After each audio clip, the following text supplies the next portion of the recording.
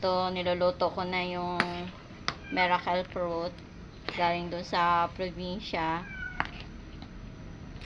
It's amazing, guys. Kasi kusya siya nagkakatas. Ayan. Tapos, bumubula pa siya, guys, oh.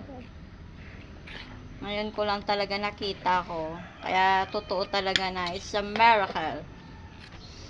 Ayan, guys. Kulay puti, nagiging violet.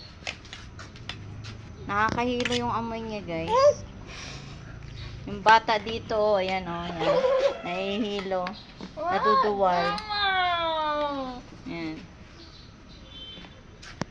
Pagka naluto na to, guys, at nasala ko na, papakita ko sa inyo kung paano iinumin ito, kung ano lasa nito.